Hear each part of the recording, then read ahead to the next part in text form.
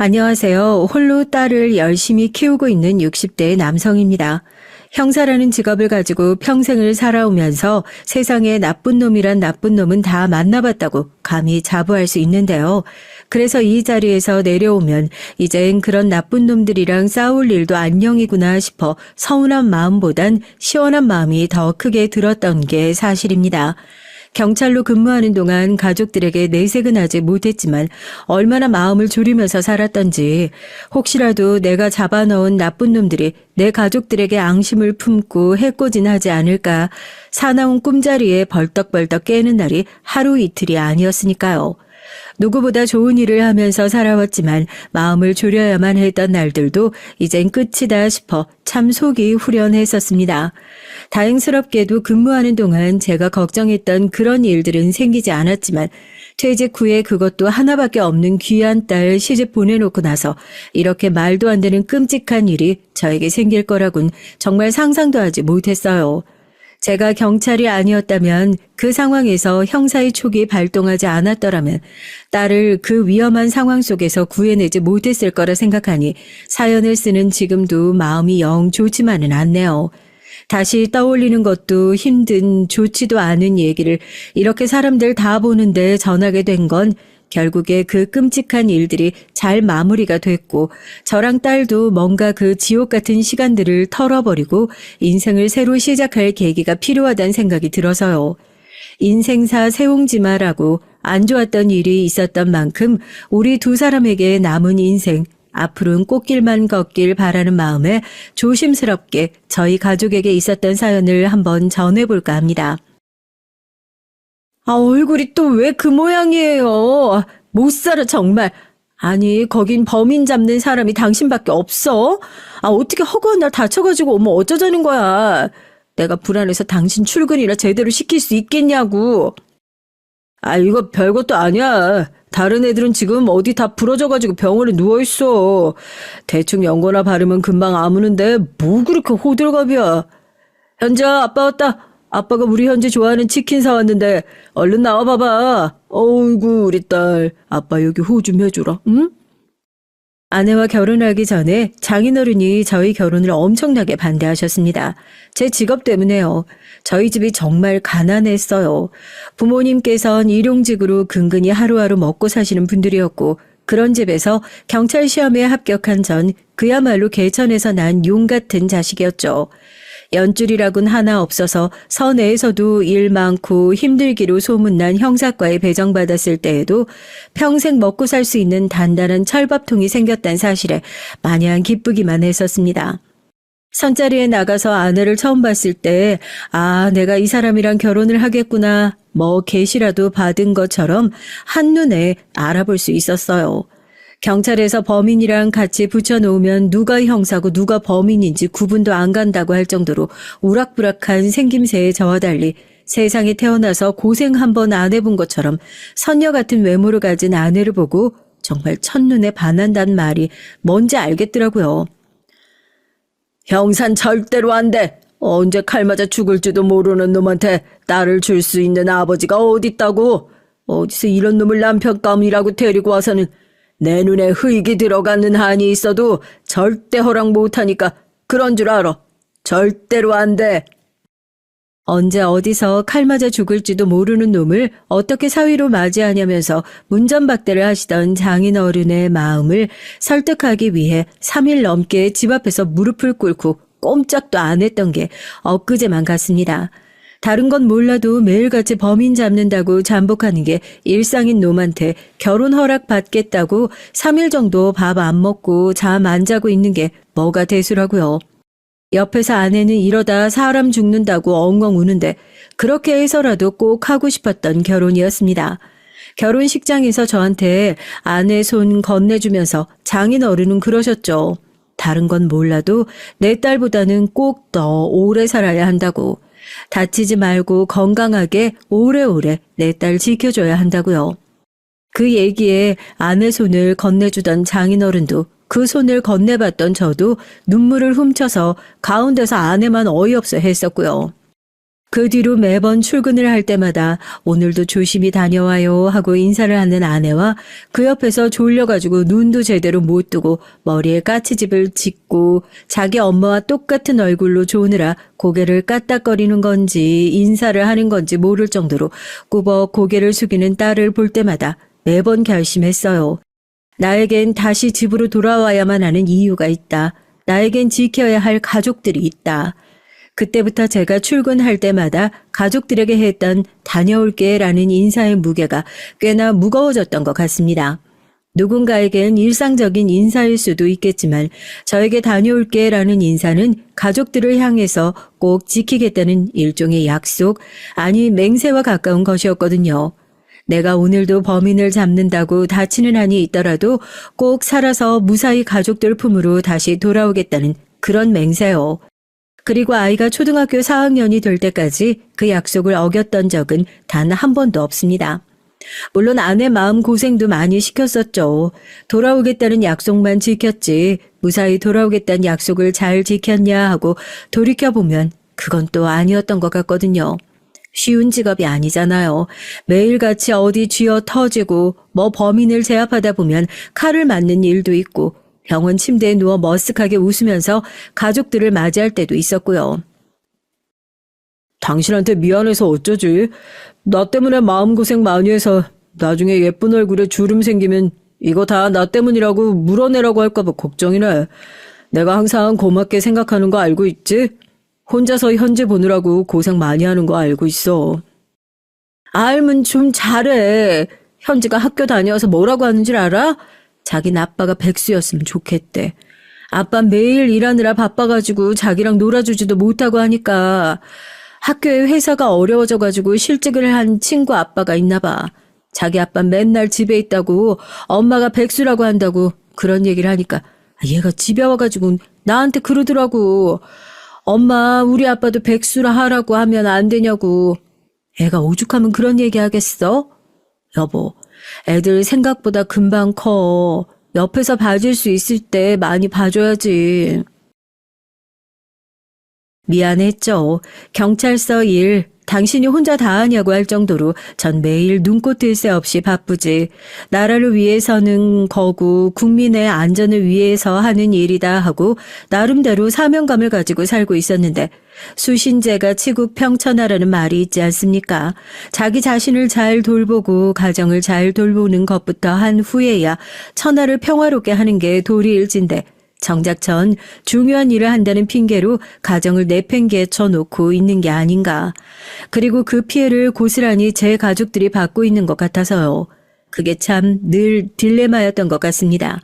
그리고 그런 딜레마는 생각보다 빠르게 해결되어 버리고 말았죠. 이걸 해결이라고 해야 할까요? 해결이라기보단 바깥일에 미쳐서 살고 있던 저에게 정신을 차리라고 하늘이 내린 천벌이라고 봐야 더 맞을 것 같네요. 그 천벌조차 제가 아닌 가족이 받게 됐지만 말입니다. 당신 요즘 입맛이 없어? 얼굴에 살이 좀 많이 내린 것 같은데. 현지 본다고 당신 건강 너무 신경 안 쓰고 사는 거 아니야? 몸이 안 좋으면 병원이라도 가보지 그래. 요즘 잠도 잘 못 잔다고 그랬잖아. 베개에 머리만 대면 자는 사람이 갑자기 무슨 불면증이야? 그러게 당신 말대로 나 진짜 아무 데서나 머리만 대면 코 골고 침 흘려가면서 자는 사람인데 좀 잠을 못 자서 그런가? 어깨도 뻐근하고 목도 땡기고 잠을 자도 영 피곤한 느낌이네. 애 낳고 나서 이런 사람들 많다고는 하는데 뭐 나도 잠깐 이러다 말겠지. 이런 걸로 병원 가는 것도 좀 민망하잖아. 어디가 아픈 것도 아니고 그냥 좀 피곤한 건데 뭐. 집안일이 얼마나 많아요. 오히려 바깥일보다 더 귀찮고 손 많이 가는 게 집안일이잖아요. 아침에 눈 뜨고 나서부터 잘 때까지 아무리 일을 해도 티도 잘 안 나고 저한테 시집 오고 난 이후로 전 정말 들어와서 밥만 먹고 잠만 자고 나갈 정도로 완벽하게 집안일을 해놨었던 아내 덕분에 편안하게 지냈지만 매번 그렇게 완벽하게 살림을 해놓는 아내 몸이 드디어 고정이 났구나. 처음엔 그렇게 대수롭지 않게 생각을 했었습니다. 가족한테 아무리 힘들어했던 저라도 한눈에 알아볼 수 있을 정도로 아내는 살도 많이 빠지고 한눈에 봐도 피곤함이 얼굴에 배어있을 정도로 상태가 많이 안 좋아 보였으니까요. 오랜만에 같이 밥을 먹으면서 이렇게 상태가 안 좋으면 병원이라도 한번 다녀와 보는 게 어떻냐니까. 뭐 어디 크게 아픈 것도 아닌데 병원을 갈 필요가 뭐가 있냐고. 이러다 말 거라고 손사리를 치더군요.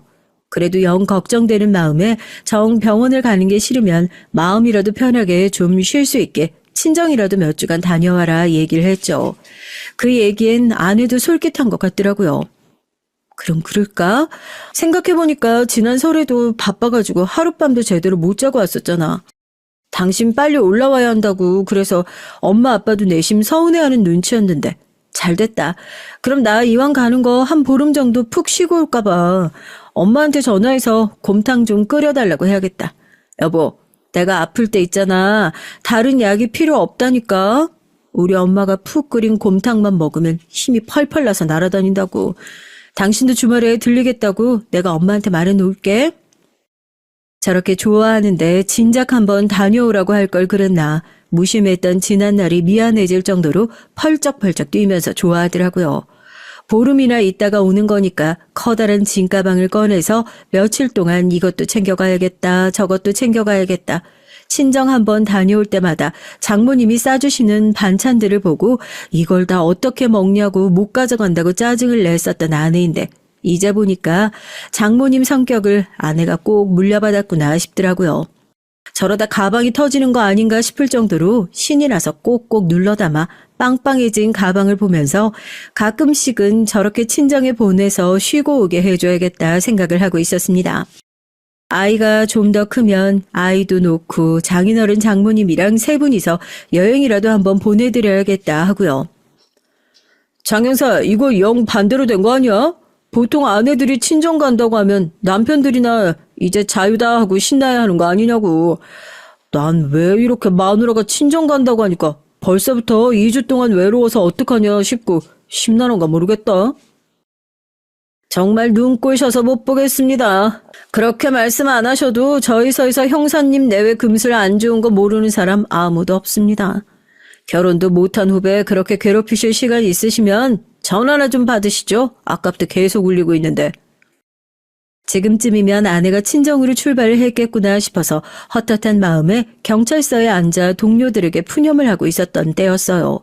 제가 워낙 아내를 좋아하고 졸졸 쫓아다니다가 결혼을 한 것을 다들 알고 있었기에 그렇게 닭살 돋는 소리를 아무렇지 않게 해도 저 외모로 형수님이랑 결혼했으면 저놈은 범인을 우리보다 몇 배는 더 잡아야 하고 세금도 몇 배는 더 내야 한다고 우스갯소리로 사람들이 놀릴 정도였거든요. 2주 후에 다시 돌아올 아내지만 오늘은 집에 돌아가면 늘 그랬듯이 반겨주는 아내와 딸이 없다고 생각하니까 마음이 헛헛해서 주머니에 넣어놓은 핸드폰이 아까부터 시끄럽게 울려대고 있었던 것도 몰랐던 모양입니다. 황급하게 전화를 받으니 죄송해요. 아직도 그때 생각을 하면 사연을 쓰고 제 얘기를 하다 보면 마음이 조금 나아질 줄 알았는데 아직도 그때 얘기를 꺼내는 건 그렇게 쉬운 일이 아니네요. 벌써 20년 가까이 다 된 일임에도 불구하고 눈만 감으면 그때 그 순간이 생생하게 떠오르는 것이 언제쯤 그 끔찍한 기억들로부터 제가 자유로워질 수 있을지 모르겠습니다. 어디라고 하셨어요? 병원이요? 예, 제가 이문기 맞습니다만. 네, 저희 아내의 이름입니다. 네? 뭐라고요? 딸이는요? 그 옆에 타고 있었던 딸은 어떻게 됐습니까? 심각한 제 목소리에 경찰서 안이 싸하게 얼어붙었어요. 다들 전화 소리만 들어도 알잖아요. 아, 이거 보통 일이 아니구나 하는 것을요. 동료 형사들이 조용히 옷을 챙기더라고요. 전화를 끊고 나서 무슨 일이냐고 물어보는 형사들에게 대답을 해줄 새도 없이 미친 듯이 제 옷을 챙겨 들고 주머니를 뒤져서 차키를 꺼냈습니다. 사람들이 절 뒤에서 막 뜯어 말리더라고요. 제가 거의 울부짖으면서 사람들을 뿌리쳤던 것 같습니다. 이건 놔요. 지금 뭐 하는 거야? 나 지금 당장 병원으로 가봐야 된다고. 우리 와이프가 교통사고를 오늘 아침까지만 해도 친정 간다고 신나가지고 가방 싸들고 웃으면서 나가는 거. 이번엔 내가 배웅을 해줬는데 내가 그 말을 못했어. 조심해서 다녀오라고. 우리 마누란 맨날 나 보내면서 조심해서 다녀오라고 그 얘기 해줬는데 내가 아침에 바쁘다고 가보라고 그렇게밖에 말을 못했었다고. 그래서 그런 거야. 다녀오라는 그 소리를 못해가지고. 그래서 우리 마누라가 그렇게 허망하게 가버린 거라고. 형님, 나 이제 어떻게 살아? 나 그 사람 없으면 정말 하루라도 더 못 살아요. 어? 나 어떻게 하냐고 이제. 현지는 무사하고. 현지는 어떻게 됐대? 어느 병원이래? 제가 바닥에 주저앉아 오열을 하면서 딸애는 무사하다고 지금 빨리 병원으로 가봐야 한다고 비틀거리면서 몸을 일으키니까 동료 형사들이 제 손에서 차키를 확 빼앗아 가더라고요. 야, 엄마, 정신 차려. 네가 지금 이 정신에 무슨 운전을 한다 그래? 너 지금 차키 들고 나갔다가 우리도 동료라고 하나 있는 거 황천길 보내버리라고? 내가 운전해 줄 테니까 잔소리하지 말고 따라와. 야, 서장님 오시면 니네가 알아서 잘 얘기하고. 어? 현지는 무사하다며. 너 아빠야 임마. 가장이 무슨 그런 책임감 없는 소리를 해. 하루라도 못 산다느니 그럼 현지는 앞으로 누가 볼 거야? 정신 똑바로 안 차릴래? 세수하고 가서 뺨 때리고 정신 차리고 나와. 이 앞에 차 대고 있을 테니까.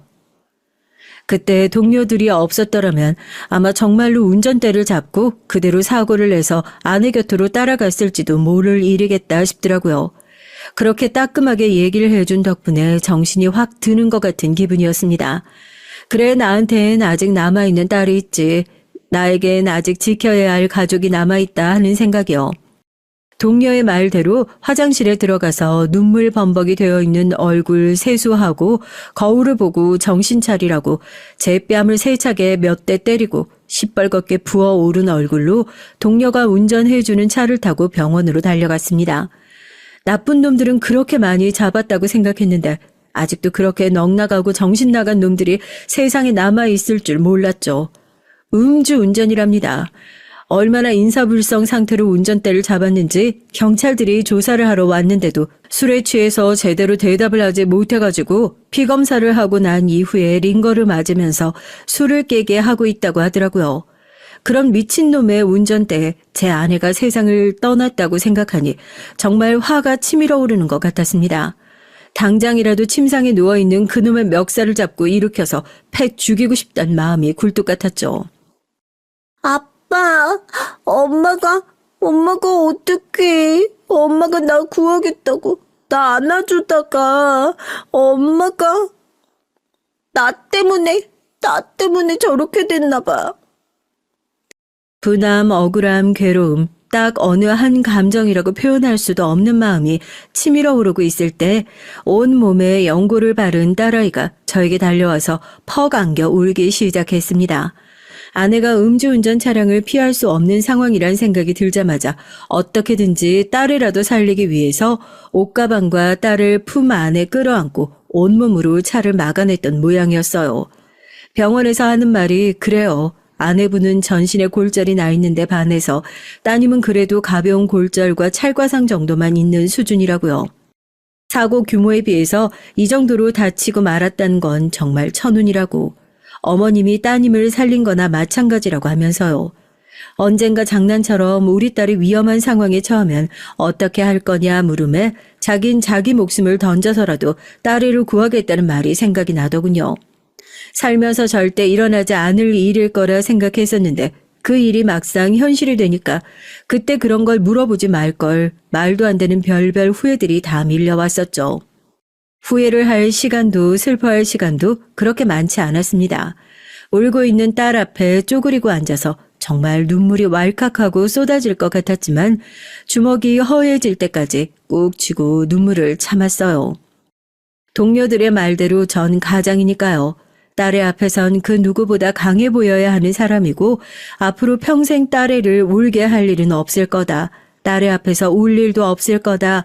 아내가 목숨 바쳐 지켜낸 우리 딸, 이제는 내가 목숨 바쳐 지켜내겠다. 그때 그렇게 결심했어요. 현지야, 네 탓 아니야. 엄마가 너무 좋은 사람이고 너무 착한 사람이라서 그래서 하늘나라에서 엄마가 너무 필요해서 그래서 엄마를 조금 빨리 데려간 것뿐이야. 엄마 어디 안 갔어. 항상 현지 옆에서 현지가 잘 살고 있는지 행복하게 잘 지내고 있는지 지켜보고 계실 거거든. 그러니까 현지야, 아빠랑 현지랑 남아있는 두 사람이 엄마 못까지 앞으로 더 열심히 살아보자. 알겠지? 그래야 하늘나라에서 엄마도 우리 내려다보고 아무런 걱정도 안 하지. 평생 내 걱정만 하다 간 사람, 이제서라도 너무 늦었지만 아무런 걱정하지 않았으면 좋겠다는 생각에 하늘을 바라보고 눈가로 줄줄 흐르는 눈물을 따라이 모르게 훔쳐냈습니다. 이제 이 애는 내가 잘 돌볼 테니까 당신 정말 아무 걱정하지 말고 이젠 조금 마음 편하게 푹 쉬라면서 말이에요. 그렇게 전 제 인생에서 처음이자 마지막이 될 소중한 아내를 떠나보냈고 딸아이와 둘이서의 인생을 시작하게 됐습니다. 아빠, 나 교복 어딨어? 어제 퇴근하면서 세탁소에서 찾아다 달라고 했잖아. 또 까먹은 거야? 나 오늘부터 춘추복 입어야 한다고 얘기했잖아. 이러다가 전교생 중에 나만 하복 입고 등교하겠어. 진짜. 아이고, 아빠가 깜빡했다. 너 어제 야자하는 거 데리러 간다고 그거에만 정신 팔려 있어가지고 너 얼른 씻고 준비해. 아빠가 지금 밑에 가서 바로 찾아올 테니까. 세탁소 아저씨랑 아빠랑 친한 거 알지? 문만 두드리면 그냥 바로 꺼내주실 거거든. 전교생 중에 우리 딸만 다른 옷 입힐 수 없지, 어? 너 저거 갈 때 식탁 위에 용돈 올려놓은 거 챙기고 지갑에 돈 없더라. 용돈 떨어지면 제깍제깍 얘기하라니까. 넌 왜 말을 안 하고. 지갑에 걘 남자친구냐? 아빠, 또 내 지갑 열어봤어? 아니, 내가 그거 하지 말라니까. 내가 범인이야? 그동안 아내 혼자서 저 왈가닥을 어떻게 돌봤나 싶을 정도로 육아는 보통 일이 아니었습니다. 그래도 의젓하고 사고 안 치고 아빠 말 잘 들어주는 딸 덕분에 남들보다 조금 낮은 난이도로 육아를 했다곤 하지만 그래도 뭐 애 키우는 거 어려운 건 매 한 가지 아니겠어요. 딸한테 혼나기도 많이 혼났었죠. 딸이 어렸을 땐 몰랐는데 조금 더 크고 나니까 바깥에서 일어나는 나쁜 일들이 전부 다 내 딸한테도 생길 것 같고 야자를 하고 조금만 집에 늦게 들어오면 그렇게 걱정이 되고 다른 애들이랑 비교해도 아빠 잔소리가 제일 많다면서 볼멘 소리를 해도 어쩌겠어요. 그러다 보니까 딸이 저렇게 자기가 범인이냐고 왜 자꾸 범인 취조하듯이 집에 와서 형사 물을 못 빼고 자기한테 그러냐고 버럭 화를 내는 것도 한두 번이 아니었습니다. 특히 딸애가 남자친구를 사귀기 시작할 무렵엔 뭐 세상을 다 잃은 것 같은 기분이 들더라고요. 저도 모르게 어디 사는 누구냐, 뭐 하는 놈이냐, 아빠 걱정될 그럴 일은 안 한다. 아무리 얘기를 해도 그게 어디 귀에 들리겠어요. 주말에 딸애가 교복 벗고 예쁜 사복 챙겨 입고 나갈 때마다 마음속으로 저거 따라 나가서 잠복 수사를 해야 하나 말아야 하나 갈등을 했던 적이 한두 번이 아니었습니다. 딱 하나 딸한테 걱정되는 것이 그런 거였어요. 자기 속내를 잘 말하지 않는 거요. 어렸을 때부터 이상한 버릇이 들어가지고는 꼭 그러더라고요. 왜 제가 다 큰 딸의 지갑을 열어보고 돈이 비어있는지 안 비어있는지 확인을 하고 그러겠어요. 뭐가 부족하면 부족하다, 필요하면 필요하다, 속 시원하게 말하지 않는 딸애 때문이었죠. 처음엔 다그쳐도 보고 나랑 얘기를 하는 게 불편해서 그러냐, 대체 왜 그러냐, 크게 화도 내고 그랬죠. 딸애가 뚝뚝 울면서 그러더라고요. 아빠가 밖에서 바쁘게 일하고 집에 와서도 자기 신경 쓰느라 정신 없는 거 뻔히 알아서 그런지 말을 하고 싶어도 그렇게 쉽게 입 밖으로 안 나온다고요. 그 얘기를 들으니까 어찌나 마음이 아프고 미안하던지요. 애기 엄마 그렇게 되고 난 이후로 어디를 다쳐도 우는 소리 한 번을 안 내고 초경을 할 때도 말을 못하고 방 안에서 끙끙 앓고 있기도 하고 사춘기 때 학교에서 애들끼리 무슨 일이 있어도 항상 피곤에 쩔어가지고 퇴근하는 아빠한테 얘기를 했다가 제가 더 힘들어지기라도 할까봐 그게 걱정돼서 아무런 말도 하지 못하는 딸의 마음을 아니까 저도 그때부터 뭐라고 할 수가 없겠더라고요. 그러면서 한편으로 너무 미안했죠. 이럴 때 애기 엄마가 있었으면 같은 여자끼리 통하는 구석도 있을 거고 애가 엄마한테 조금 더 편하게 터놓고 얘기할 수 있었을 텐데 확실히 아빠라서 쉽게 얘기하지 못하는 불편한 부분도 있을 거고 이해하지 못하는 부분도 많겠지 하고요. 그런 딸의 마음을 부단히 이해하고 따라가려고 노력을 해봤지만 타고난 기질이 있는데요. 그게 어디 쉬웠겠나요?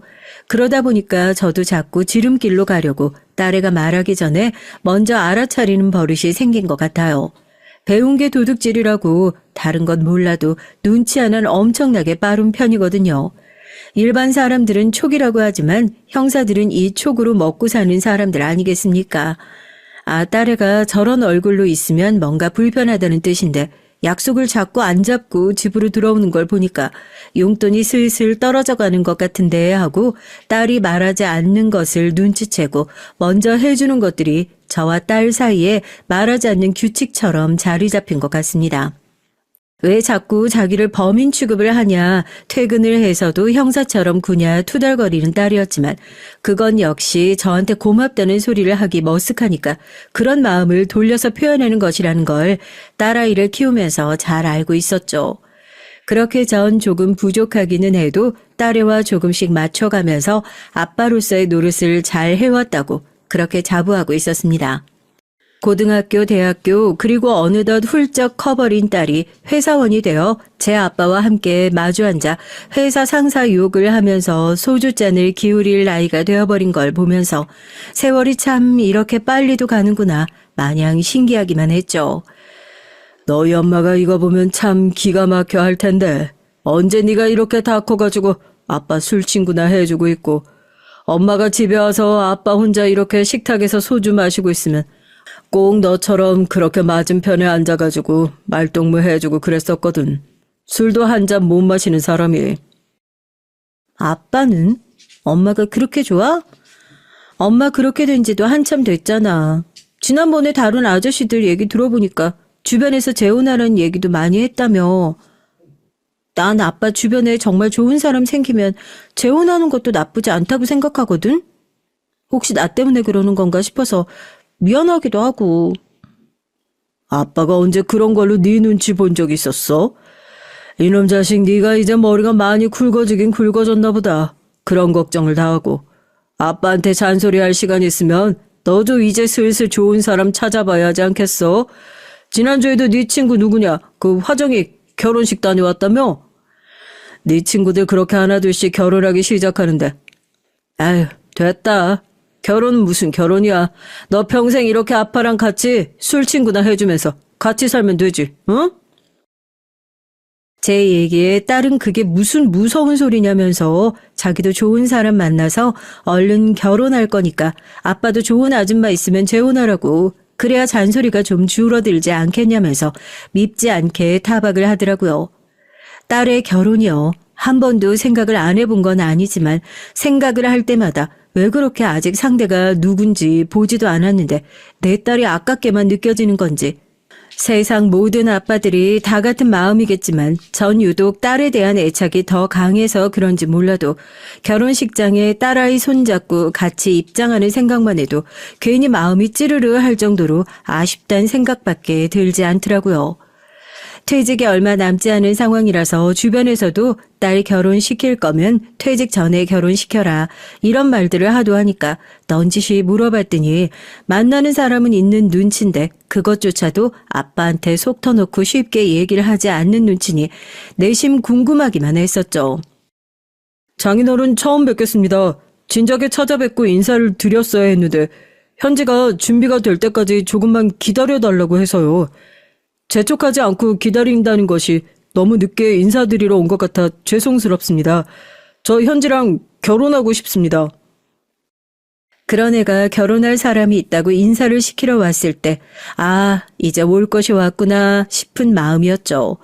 훤칠한 외모에 요즘엔 그런 얼굴과 서글서글한 성격을 보고 상견례 프리패스 상이라고 한다면서 옆에서 딸애가 신나가지고 얘기를 하더라고요.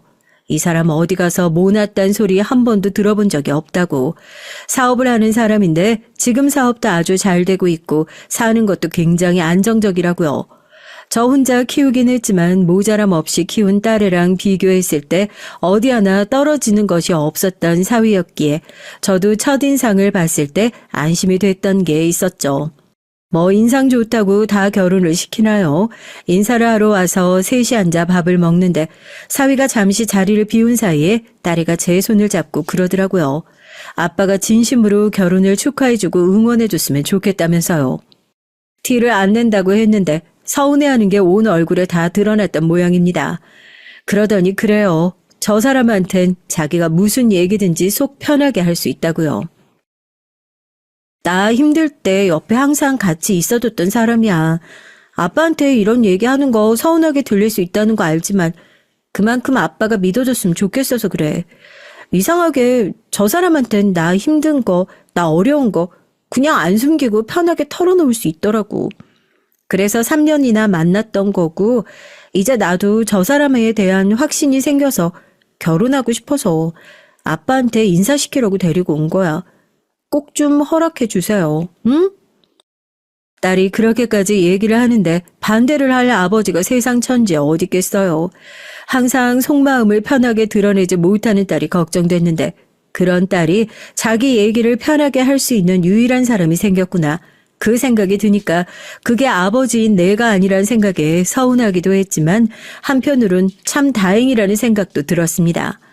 쟤도 어디에다가도 편하게 자기 얘기할 수 있는 곳이 인생 사는 동안 필요했을 텐데 자기 손으로 고른 인생의 동반자가 그런 사람이라면 더할 나위 없이 좋은 거 아니겠냐고요.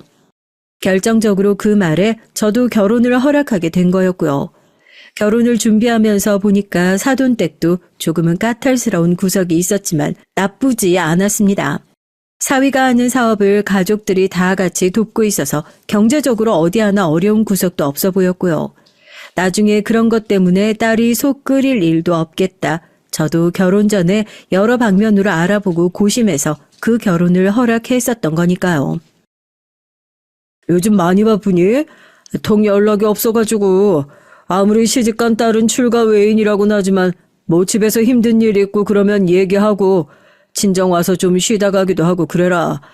아빠가 엄마 속 많이 썩여봐서 알잖아.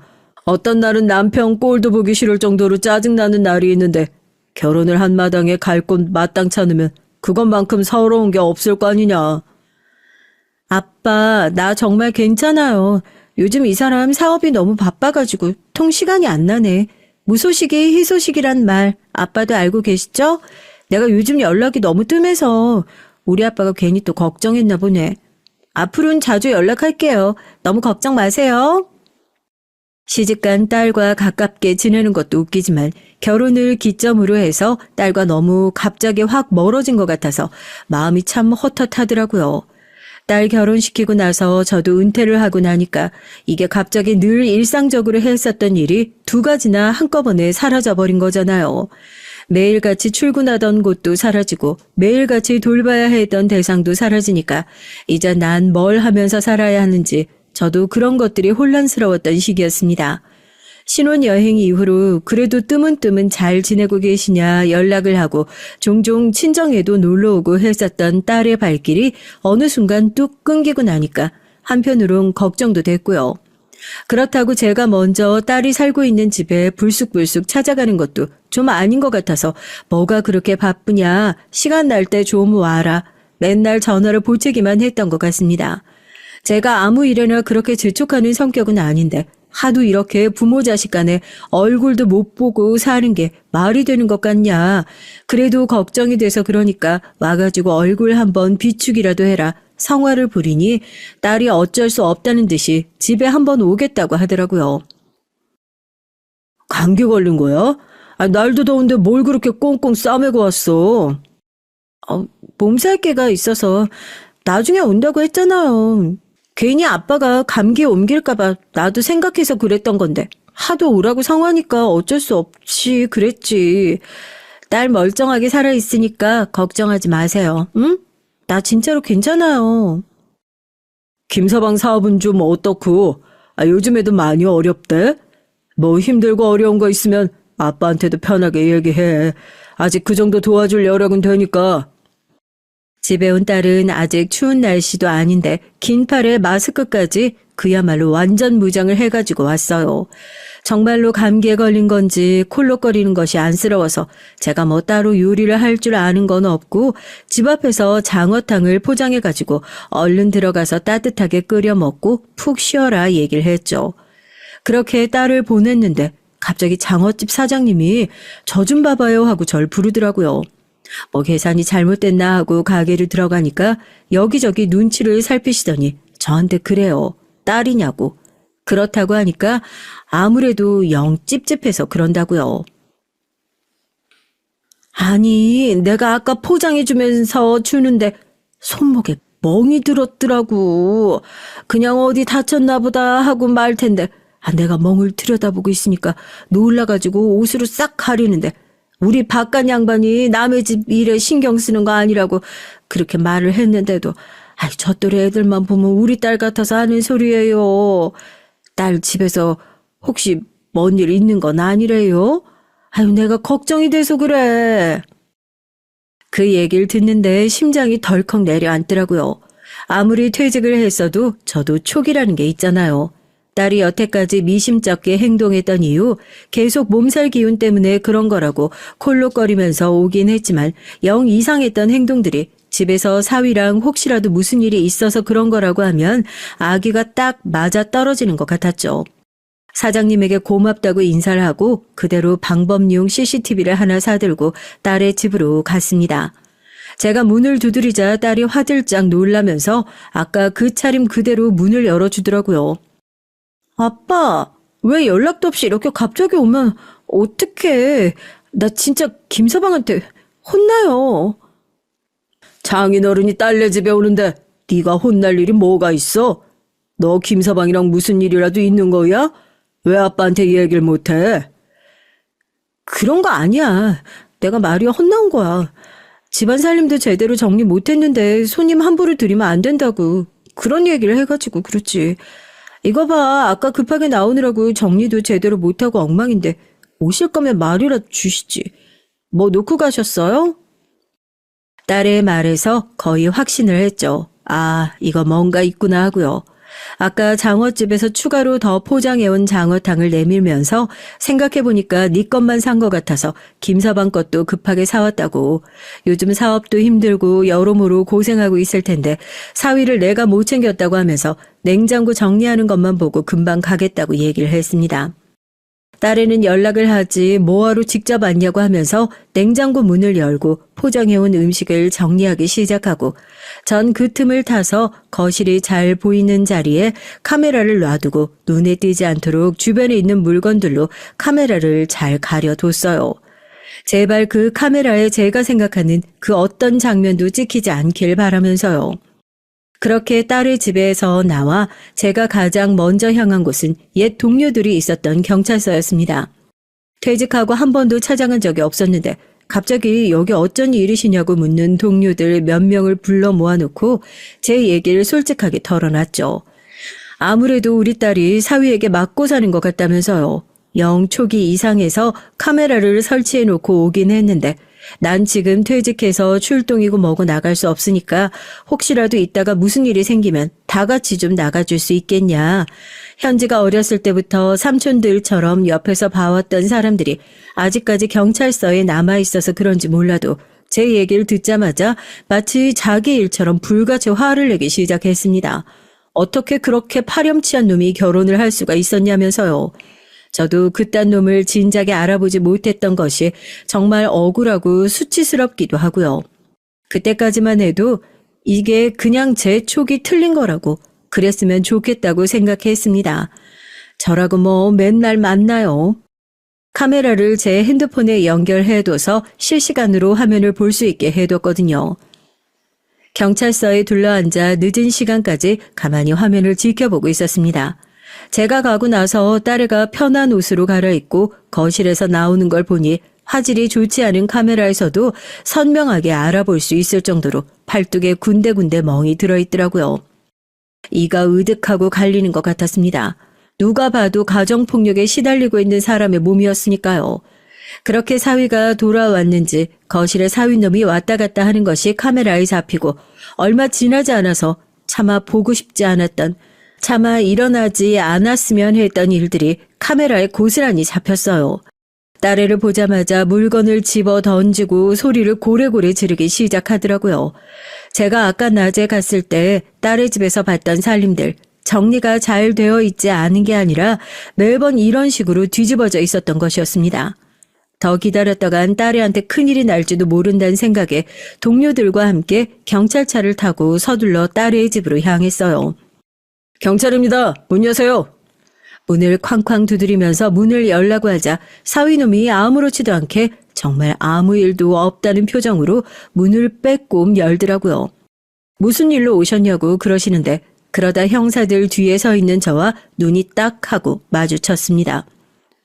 아버님 여기 어떻게 오셨어요? 말씀도 없이? 뭐? 아빠가 왔다고? 아빠, 아니야, 들어오지 마. 나 아무 일도 없어. 딸의 목소리를 듣는 순간 이성의 끈이 뚝 하고 끊어진 것 같은 느낌이었습니다. 문을 우악스럽게 열어젖히고 그대로 사위놈의 멱살을 쥐고 뺨을 세차게 올려 붙였죠. 동료 형사들이 이러시면 안 된다면서 저를 다 뜯어 말렸고요. 뺨을 얻어맞은 사위는 어안이 벙벙한 표정으로 저를 올려다보고 있었습니다. 왜? 너도 한 대 얻어맞으니까 아프냐? 남한테 맞는 건 아프면서 내 딸한테 손을 올리면 아플 거라는 생각은 한 번도 안 해봤어? 내가 네 놈 그대로 보낼 줄 알아? 적어도 내 딸 아프게 했던 것만큼 똑같이 아프게 해줄 테니까. 네가 사람이야? 어디 손댈 데가 없어서 저 가냘픈 애, 이 파렴치한 새끼. 말리는 경찰들을 내팽개치고 그대로 주저앉아 있는 사위놈의 뺨을 세차게 한 대 더 올려 붙였습니다. 경찰들은 황급히 집 안으로 들어가 카메라를 챙기고 딸 A의 안위를 살폈어요. 형사들의 얼굴을 알아본 딸이 그제서야 안심이 됐는지 눈물을 뚝뚝 흘리기 시작하더라고요. 아빠, 진짜 죄송해요. 아빠 걱정시키고 싶지 않아가지고 그랬던 건데. 이놈의 자식아, 이게 진짜 아빠 걱정시키는 일이라고는 생각도 안 해봤어? 세상에 어떤 아빠가 자기 자식 시집가서 이렇게 고생하고 있다는 것도 모르고 있는데 내가 너 이 꼴로 살고 있는 거 알게 됐을 때 어떤 심정일지 생각이나 해봤어? 내가 니네 엄마 얼굴을 이제 창피해서 어떻게 봐? 왜 아빠한테 말도 안 했냐고. 아이고 우리 딸. 너무 놀라서 아직도 몸을 덜덜 떨고 있는 딸아이를 꽉 끌어안고 괜찮다고 이제 다 괜찮을 거라고 저도 눈물을 펑펑 쏟으면서 딸아이를 달래줬습니다. 계속 무뚝뚝한 아버지로 살면서 딸아이가 시집가서 연락이 뜸하겠거니 그냥 잘 살고 있겠거니 생각하고 아무것도 안 하고 손 놓고 있었더라면 딸애는 얼마나 더 오랜 시간 동안 지옥 속에서 허덕이고 있었을지 생각하니까 아직도 심장이 철렁하더라고요. 동료 형사들은 이쪽은 알아서 할 테니까 우선 병원에 가서 진료부터 받고 진단서부터 떼오시는 게 좋을 것 같다고. 저도 알겠다고 하고 딸애를 데리고 병원으로 먼저 달려갔습니다. 사위놈도 참 간사하더라고요. 저한테 그렇게 2대 얻어맞고 나니까 공포심이라도 느낀 건지 제가 딸아이를 데리고 나가고 경찰에 연행되는 동안 제 눈을 제대로 쳐다보지도 못하고 고개를 숙이고 있는데요. 저런 우스운 놈한테 그동안 내 딸이 당했던 것이라 생각하니까 얼마나 기가 막히던지 정말 치가 떨리게 열이 받았습니다. 처음부터 그랬던 건 아니에요. 얼마 전부터 사업이 잘 안 풀리기 시작하니까 그때부터 술을 마시고 집에 들어와서 행패를 부리기 시작하더라고요. 난 처음에 그냥 말리는 수준이었지. 이러면 안 된다고, 아무리 화가 나도 이렇게 행동하면 안 된다고. 근데 그 사람 눈에 뵈는 게 지금 뭐가 있겠냐고요. 처음엔 말리는 날 밀치는 수준이었는데 그것도 자꾸 습관이 됐나 봐요. 난 맨 처음에 아빠한테 말을 할까 말까 고민도 많이 했었지. 아빠도 이제 막 은퇴하고 집에서 나 잘 살겠거니 하고 편하게 지내고 있는데 내가 괜히 긁어부스럼 만드는 것 같고 그냥 난 아빠한테 걱정 끼쳐드리고 싶지 않은 마음에 숨긴다는 게 이렇게 나중에 어차피 다 알게 될 거 이렇게 나중에 알게 되면 아빠가 더 속상한 거 알면서도 숨겼던 것 같아요. 이게 다 내 잘못이에요, 아빠. 너무 죄송해요. 딸아이가 어떤 마음으로 저한테 말을 하지 못했을진 딸이 구구절절 변명하지 않아도 아빠인 제가 제일 잘 알 것 같더라고요. 착하고 착하기만 했던 딸이 괜히 제 아빠 걱정시키고 싶지 않아서 자긴 시집가서 행복하게 살고 있다는 모습만 보여주고 싶어서 그랬던 것이 나중엔 감당할 수 없을 정도로 눈덩이처럼 불어난 거짓말이 되었겠죠. 제가 속상한 건 저에게 거짓말을 했다는 사실보다 그렇게 아무에게도 말하지 못하고 혼자서 이 힘든 상황을 홀로 견디고 참아내고 있었을 딸의 마음이 느껴져서였습니다.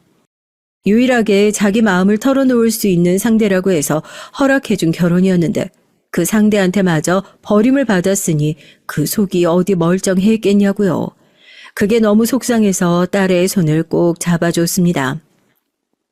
이제 아빠한테 미안하다 소리 그만해. 네 얘기 다 무슨 말인지 알겠고 아빤 그런 거 가지고 너 미워할 사람 아니야. 어떻게 부모가 자식을 미워해? 부모는 자식이 아무리 나쁜 짓을 하더라도 미워할 수가 없어. 아빠가 솔직하게 말해줘. 나랏밥을 그렇게 먹고 나쁜 놈들을 그렇게 많이 잡고 퇴직을 했는데도 아빠 네가 만약에 반대의 상황에 있었더라도 네 편 들었을 거야. 부모는 원래 그래. 공평하지가 못해. 아빤 그저 내 딸이 행복하지 못하게 살았다는 것, 그리고 그 행복하지 못하게 살았다는 걸 아빠가 몰랐다는 것이 속상해서 그럴 뿐이다. 그러니까 지나간 것들은 이제 신경 쓰지 말자. 앞으로 무슨 일이 있어도 이런 일이 다시 생기면 안 되겠지만 그래도 아빠한테만큼은 비밀 같은 거 만들지 말아줘. 응? 그럴게요, 아빠. 내가 아빠 아니면 누구한테 얘기해. 내가 우리 집 아니면 갈 곳이 어딨어. 아빠, 나 정말 많이 힘들었어요. 나 진짜로 너무 많이 힘들었어. 누구한테 말을 하고 싶고 아빠한테 이렇게 털어놓고 펑펑 울고 싶었어요. 얼마나 답답하고 힘들었는지 몰라. 아빠, 나 너무 힘들었어. 그제서야 제 마음을 털어놓고 펑펑 우는 딸을 보면서 병원에서 그렇게 딸아이와 끌어안고 한바탕 또 눈물을 쏟고 나서야 모든 상황이 마무리가 됐답니다. 이제 그 나쁜 놈을 족치는 건 제 동료들의 역할이었죠.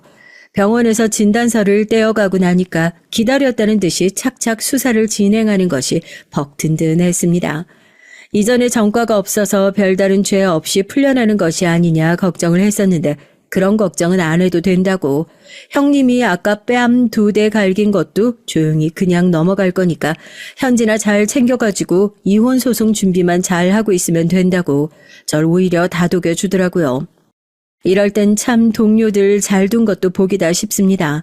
아마 제가 서슬퍼렇게 두 눈 뜨고 지켜보고 있는 한 그놈도 말도 안 되는 거짓말로 자기 죄를 빠져나가긴 어려워 보여요. CCTV에 제 딸에게 했던 행동들이 그대로 녹화가 되어 있었던 덕에 자백을 받는 것도 그렇게 어렵지 않았다고 하더라고요. 아마 이런 것들을 토대로 수사가 진행되고 고소장을 접수할 예정이지 않을까. 지금 사연을 쓰는 시점에선 그 정도도 진행이 되어 있다는 상태라 여기까지밖에 말씀을 못 드리겠네요. 뭐 어쨌든 좋은 결과 있을 거라 확실히 자부합니다. 제가 다른 건 몰라도 잘못을 저지른 놈은 지구 끝까지 쫓아가서 벌을 받게 하는 것으로 유명했거든요. 이놈도 자기 죄값 제대로 치르고 있는지 제가 항시적으로 지켜보고 보탬이 될 예정이니까 그 부분에 대해선 걱정 붙들어 매셔도 좋을 것 같습니다. 모르는 게 약이다라는 말이 있어요. 하지만 전 부모 자식 간의 관계에 있어선 모르는 게 약이라기보단 아는 게 힘이라는 말에 한 표를 더 얹고 싶습니다. 부모 자식 간에도 말할 수 없는 일이라면 그건 정말 하면 안 되거나 일어났어선 안 될 일이라 생각하거든요. 여러분께서도 혹시 부모님께도 말 못할 비밀이 있으신가요? 하다못해 댓글에서라도 속 시원하게 털어놓고 본인 스스로 마음의 평화를 찾으시는 건 어떨지 조심스레 말씀드려 봅니다. 안녕하세요. 6개월 전 한국을 떠나 일본으로 건너온 30대 여성입니다. 도망치듯 이곳으로 온 이유는 딱 하나였어요. 제가 파혼을 했기 때문이죠. 파혼이란 말을 이렇게 직접적으로 한 것은 그날 이후로 처음인데요. 사실 남자친구와 헤어진 이유가 서로를 원망하고 미워하기 때문은 아니랍니다. 친정아버지는 부동산을 하시는데요. 집이나 건물을 매매하고 임대하는 일은 물론 본인 스스로도 서울 곳곳에 건물을 가지고 계시는 이른바 건물주죠. 아버지께서 맨손으로 서울로 오셔선 0부터 시작해서 지금까지 하나하나 스스로 만들어내신 것이랍니다. 전 그런 아버지를 무척이나 존경하고요. 남자친구는 아르바이트를 하면서 알게 됐어요. 당시 전 카페 아르바이트를 했었는데 마감 시간이 늦은 날이면 방향이 같다는 이유로 절 집 근처까지 데려다 주었죠. 얘기도 잘 통하고 취미 생활도 비슷해서 몇 번 밖에서 만나기도 했는데 그러다 서로에게 호감을 느끼게 돼서 연인 사이로 발전했답니다. 저희 가족들은 남자친구를 꽤나 일찍부터 알고 있었어요. 어떤 남자가 딸을 집 앞까지 데려다 주는데 관심이 당연히 가겠죠. 어디까지 알아보셨는진 모르지만 성실하다고 남자친구를 엄청 마음에 들어 하셨답니다. 제 생각이긴 하지만 저희 집엔 딸만 둘이다 보니 남자친구의 듬직함이 더 마음에 드셨던 건 아닐까 생각되네요. 남자친구는 건축 디자인을 전공했었는데 꽤나 유명한 선생님 밑에서 일하게 됐답니다. 저 역시 대형 여행사에 취직을 하게 됐고요. 둘은 취직 성공을 기뻐하면서 3년만 죽어라 일하곤 꼭 결혼을 하자고 약속을 했었어요. 사회인으로서 자리를 잡고 나면 결혼식은 어떻게 할 것인지, 신혼여행은 어디로 갈 것인지, 그리고 신혼집은 어떻게 꾸밀 것인지 그런 얘기들을 하면서 결혼에 대한 나름의 꿈을 키워가고 있었죠. 그렇게나 단꿈에 빠져 있었던 저희가 돌아올 수 없는 강을 건너게 된 것은 오로지 예비 시어머니의 등장과 함께 시작되었답니다.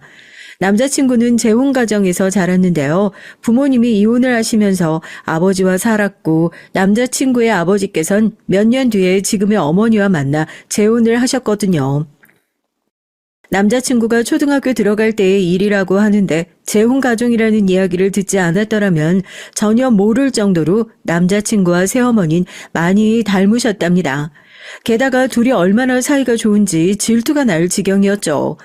하루는 남자친구와 영화를 보러 갔는데 제가 너무 보고 싶었던 영화를 이미 봤다고 하더라고요. 그것도 새어머니와 말이죠.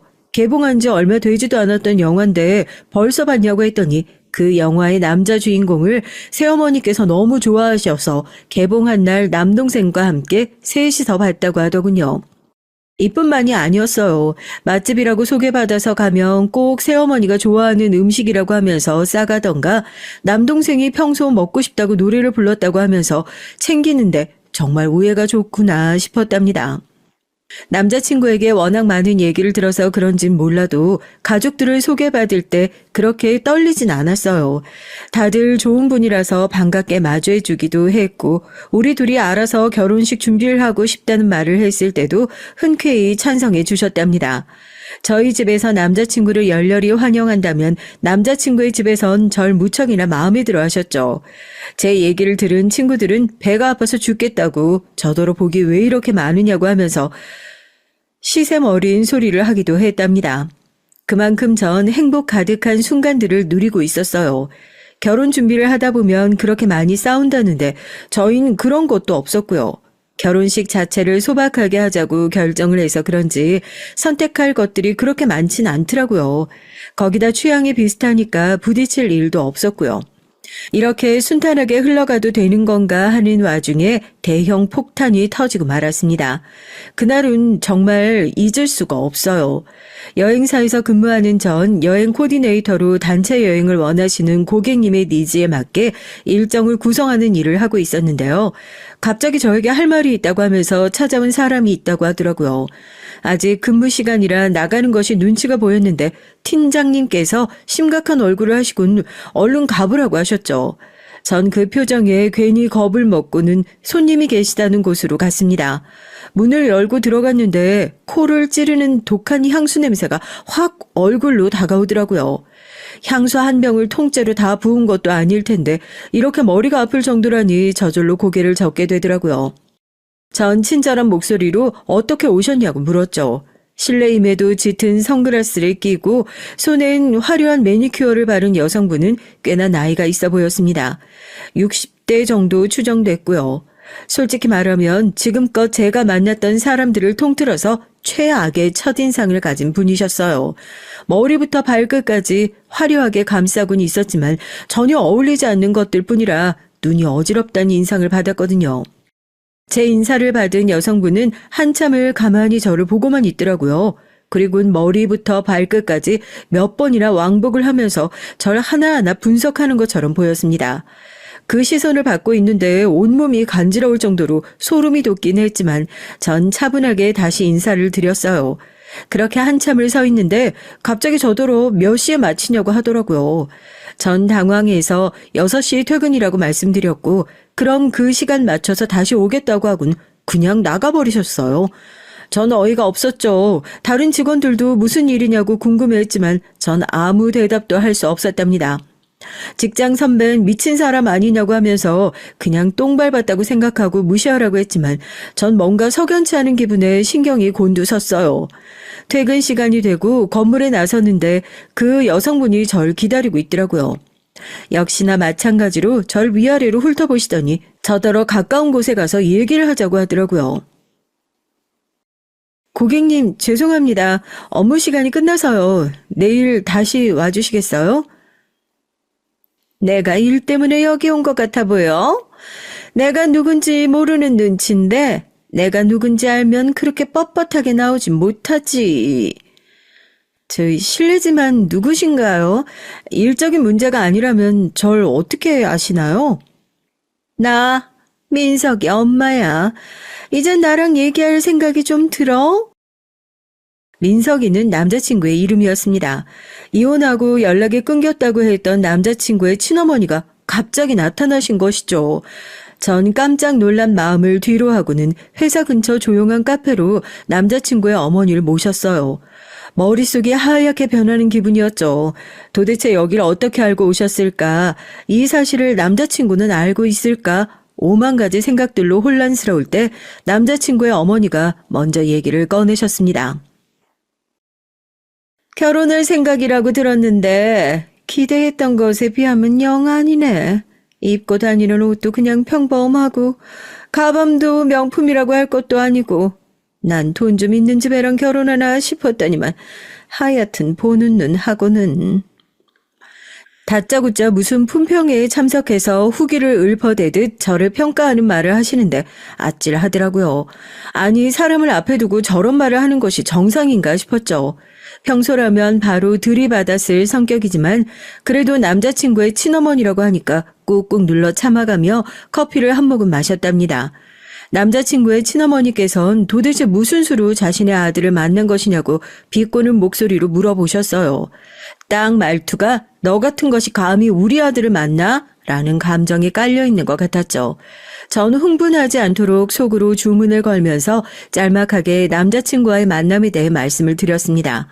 남자친구의 친어머니인 혀를 차시며 아르바이트를 시키다니 제정신이 아니라고 중얼거리셨죠. 절 왜 찾아오셨나요? 여기 오신 거 그인 알고 있어요? 내가 내 며느리 낯짝 보려고 오는데 허락이 필요하니? 앞길 창창한 녀석이 갑자기 결혼한다는 소문이 돌기에 무슨 일인가 싶어서 와봤지. 너 애 생겼니? 우리 아들 앞에 엎어져서 애라도 가졌어? 그렇지 않고선 무슨 결혼이야, 너랑 우리 아들이? 남자친구의 친어머니는 정말이지 뭐라 한마디로 표현할 수가 없는 무지막지함으로 제게 막말을 하기 시작하셨습니다. 과연 저 말이 초면인 사람에게 해도 되는 말인가 어이가 없었죠. 제가 예비 며느리가 맞든 아니든 상대방을 무시하는 말은 해서는 안 된다고 분명 배우셨을 텐데 지금 뭐 하시는 건가 싶었어요. 남자친구의 친어머니는 점점 더 말이 심해지시더라고요. 급기야 제가 일하는 곳에 오신 이유도 정말 제가 여행사에서 일하는 게 맞는지 확인하기 위해서라고 하셨어요. 꽃뱀이면 적당히 돈이나 쥐어주고 잘라버릴까 싶어서 확인하러 왔더니 정말 여행사 직원일 줄이야. 넌 직장도 있는 애가 술집 아가씨나 할 법한 꽃뱀 짓을 하면 부끄럽지도 않니? 전 더 이상의 모욕은 참을 수가 없어서 바로 남자친구의 친어머니를 똑바로 쳐다보고 대답했습니다. 글쎄요. 저야말로 제 앞에 계신 분이 남자친구의 친어머니가 맞는지 알아봐야 할 것 같은데요. 말씀하시는 것으로 봐선 그이가 여사님 핏줄이라는 게 믿어지지가 않아서요. 그인 상대방을 배려하는 마음을 가진 사람이죠. 딱 그이 어머님처럼 말이에요. 뭐? 너 지금 말 다 했니? 내가 엄마야. 내가 민석이 엄마라고. 들은 적은 있습니다. 이혼하고 단 한 번도 찾아오지 않으셨다면서요? 어떻게 자기 배 아파 낳은 자식을 두고 그렇게 사라질 수 있으세요? 저라면 절대 못할 것 같은데 말이에요. 제 말에 흥분한 남자친구의 친어머니는 벌떡 자리에서 일어나셔선 테이블에 있는 물컵으로 손을 뻗으셨어요. 전 재빠르게 물컵을 치우면서 드라마를 너무 보신 거 아니냐는 말과 함께 더 이상 얘기를 듣고 싶지 않다고 하곤 그대로 카페를 나섰습니다. 등 뒤로 저를 부르면서 욕을 하는 소리가 들렸지만 전 뒤도 돌아보지 않았죠. 그날 일에 대해 남자친구에게 얘기하는 것이 맞을까 많이 고민을 했어요. 갑자기 친어머니라는 사람이 등장했다는 사실이 과연 남자친구에게 어떤 영향을 줄지 걱정이 됐거든요. 제가 자세한 상황을 다 알고 있는 건 아니지만 남자친구는 친어머니에게 좋은 기억을 가지고 있지 않았습니다. 남자친구의 친어머니께선 나름 돈 있는 집안에서 자란 공주님 같은 분이었어요. 그런데 평범한 예비 시아버지를 만나 사랑에 빠졌고 배경이고 뭐고 다 버리고 결혼을 하셨죠. 하지만 결혼 생활이 어디 동화 속 얘기도 아니고 마음대로 돈을 쓸 수 없는 현실 생활에 화도 나고 지치기 시작하셨죠. 그러다 남자친구를 가진 걸 알게 됐고 한동안은 남자친구를 키우는 재미로 살다가 끝내 과거의 자신에게 미련을 버리지 못해서 하루아침에 이혼 서류만 두고 사라졌다고 하시더라고요. 그날이 바로 남자친구의 5번째 생일이었대요. 예비 시아버지께서 백방으로 찾아다니며 만나서 얘기하고 싶다고 하셨지만 남자친구의 친어머니께선 모든 권리를 다 포기할 테니 자신을 만났다는 사실마저도 잊어달라고 하고는 깔끔하게 정리하셨답니다. 이런 얘기를 다 알고 있던 저로선 갑자기 남자친구의 친어머니라고 하면서 제 앞에 나타난 상황을 받아들이기 쉽지 않았거든요. 제가 이 정도인데 남자친구는 오죽할까 싶었어요. 그래도 숨기는 건 아니다 싶어서 솔직하게 모든 얘기를 했습니다. 남자친구는 제가 걱정했던 것 이상으로 충격을 받은 모습이었어요. 자신의 친어머니가 자신도 아니고 저를 찾아갔다는 것이 이해가 되지 않는 것 같았죠. 거기다 제가 받았던 모욕들까지 하나도 빠짐없이 다 얘기를 했었던 터라 저에 대한 미안함으로 고개를 들지도 못했어요. 전 남자친구의 잘못도 아닌데 왜 나한테 미안해하냐며 다독였지만 이미 남자친구는 굳은 표정으로 입을 꾹 다물고 있었어요.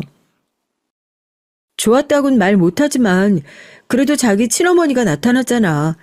어쩌면 당신 아들이 어떤 여자랑 결혼하려고 하는가 싶어서 궁금해서 오셨을 수도 있고. 정말 궁금하셨다면 나한테 먼저 왔어야지. 너한테 갔었더라도 그런 말도 안 되는 소리는 하지 말았어야지. 맞아. 그건 자기 친어머니가 잘못하셨어. 나 엄청 기분 상했거든. 그런데 나도 똑같이 갚아줬으니까 괜찮아. 남자친구는 어떻게 괜찮을 수가 있겠냐며 저를 꼭 안아줬습니다. 전 남자친구의 친어머니가 이대로 물러설 것 같지 않다고 판단했어요. 분명 제 앞에 나타난 것은 목적이 있었던 것이 분명했고 그 목적이 남자친구를 위한 것은 아닐 것이란 확신이 들었죠. 그리고 그 확신은 정확하게 맞아떨어졌습니다. 남자친구와 예물을 보러 가기로 한 날이었어요. 갑자기 도면이 바뀌게 됐다면서 혼자서 먼저 보고 있으라고 연락을 받은 전 여기저기 다니면서 남자친구와 제가 할 시계를 알아보고 있었죠. 반지와 시계를 예물로 하기로 했었거든요. 둘 다 시간이 중요한 사람이기 때문이기도 했지만 시계가 주는 의미가 좋아서 예물로 정했답니다. 한참을 집중해서 고르는데 갑자기 손이 쑥 나오더니 제가 보던 시계를 낚아채더라고요. 남자친구의 친어머니였어요. 물건 보는 눈은 무슨 발바닥에 붙었어? 고작 이런 시계를 가지고 뭘 하겠다고? 여긴 어떻게 알고 오셨어요? 그리고 무슨 상관이라고 참견이세요? 예물을 할 거면 적어도 돈 1,000,000원은 되는 걸로 해야지. 이런 싸구려를 예물이라고 한다는 게 말이나 되니? 전 남자친구의 친어머니의 말을 무시하곤 깔끔해 보이는 것으로 미리 알아둔 사이즈를 말하며 주문을 부탁했습니다. 남자친구의 친어머니는 자기 말을 무시하는 것이냐며 짜증을 내셨지만 전 투명인간 취급하며 그쪽으론 고개도 돌리지 않았어요. 그때였습니다. 보석상을 나서려는데 남자친구의 친어머니가 제 팔을 잡아당기더니 보석 반지 하나를 보여주시며 자기는 저걸로 하겠다고 말하더군요. 전 어이가 없어서 본인이 하고 싶은 반지를 왜 저한테 말씀하시냐고 물었죠. 너는 트렌드를 모르니? 요즘은 부모님한테 반지 하나씩은 선물한다는데 하긴 너같이 보는 눈이 꽝인 애가 뭘 알겠니? 하나부터 10까지 다 가르쳐야 한다니 정말 최악이다. 하여튼 난 저 반지로 해. 만약 한다면 당신이 아니라 어머니께 해야겠죠. 만약 한다면 말이에요. 뭐? 아, 이게 진짜 오늘 매운맛을 한번 봐야. 곧 남자친구 도착할 텐데 어디 그 얘기 그때 가서 다시 해보시죠. 제 말에 남자친구의 친어머니는 화들짝 놀라더니 나중에 다시 보자고 하면서 보석상을 뛰어나갔습니다. 아직까지 남자친구를 만날 준비가 되어 있진 않은 모양이었어요. 전 제발 그만 좀 봤으면 좋겠다고 생각하며 보석상을 나섰답니다. 물론 저의 이런 소망은 말 그대로 희망사항으로 끝났지만요. 남자친구의 친어머니는 더 큰 것을 준비했더라고요. 불행히도 그 큰 것은 상견례에서 터졌답니다. 결혼식은 저희가 준비한다고 하지만 결혼 날짜만큼은 어른들의 얘기를 들어야 한다고 하셔서 다 함께 식사를 하기로 했어요.